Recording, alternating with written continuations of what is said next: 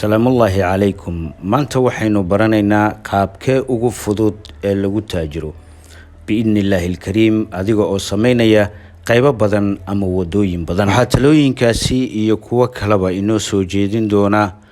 ganacsadaha ugu weyn wadanka Soomaaliya, Sheekh Axmed Nuur Jimcaale. haddaba maxaa looga baahan yahay qofka raba in uu aasaaso ganacsi cusub? waa kan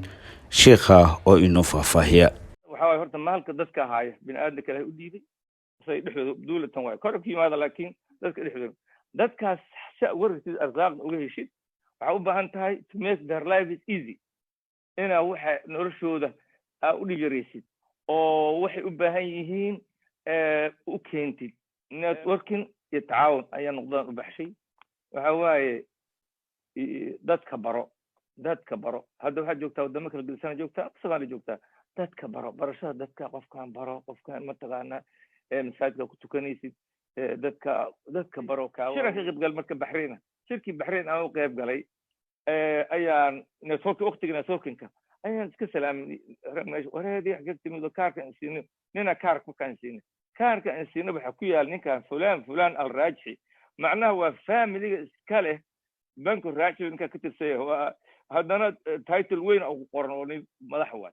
fikirka labaad ee aad rabto ee aad u baahan tahay aynu wada dhuxno waa kan mar kale Sheekh Axmed Nuur Jimcaale. ka baqid iyo iimaan ina aaminsantahay ku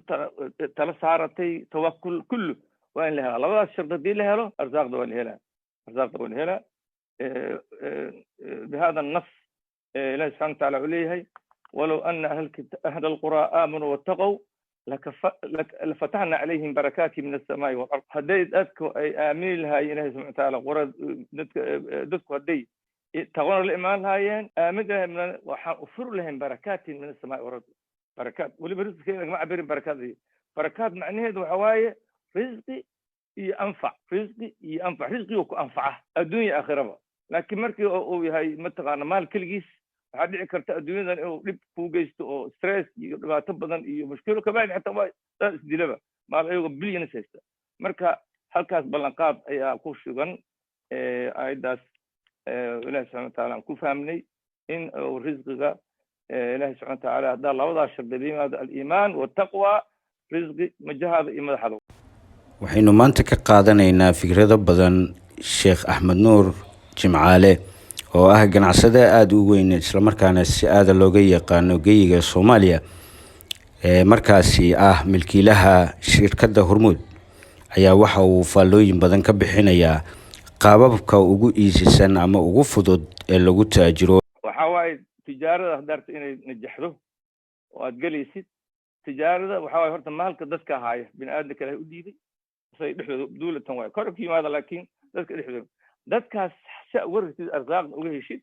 waxa u baahan tahay to make their life is easy ina waxa noloshooda u dhigareysid oo waxay u baahan yihiin u keentid ma ha ahaato khadamaad ama ha ahaato mataqaana badeeco intaba adiga laga rabaa in uu keentid si ka fiican sidii ay u helayeen adigoo fiirinaysid oo waxyaabo lagu kala hormaro waxa waaye si degdeg ah ina wixii uu keeni kartid service iyo khadamaadba service iyo mataqaana badeecada quality-ga badeecadaada ama khadamada ahaadaane inuu sareeyo costigana oo hooseeyo u toosaysaa arrintaas la timaadid oo dadka noloshooda ka dhigtid easier waxa weeye kashista haddii aan soo qaadan lahay oo runtii annaga aan mataqaanaa soo maray wax oo aniga soo maray waxaan sheegay dadka aniga inaan ka hadli doono practical lessons waxa aniga aan soo sameeyay waxaan u soo joogo markaan leeyahay wax aniga aan sameeyay waay marka oo dadka make their people's life is easy arrinta ku magacaabay aan sameeyno waa dadka si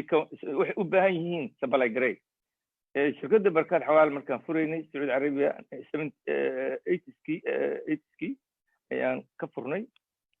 marka hore xawaaladu waxay ku socon jirtay dariiqa oo qadiima oo dad inta ganacsatada yimaadaan dadka lacag ka qaadaan badeecad gashtaan oo mataqaana sidaas kabacdi dadkii ku siiyaan bakhaarka lacag ka qaataan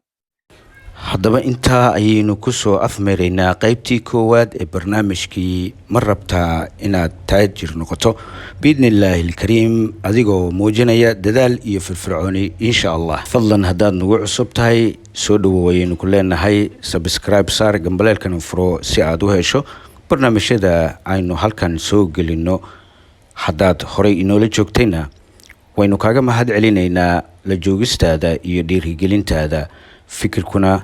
waa inoo muhiim iyo taladaada. qaybta hoose inagula wadaag commentiga. waxaana barnaamijkan idiin soo gudbinaya anigoo ah cabdirasaaq dalmar. sidaa iyo nabadgelyo.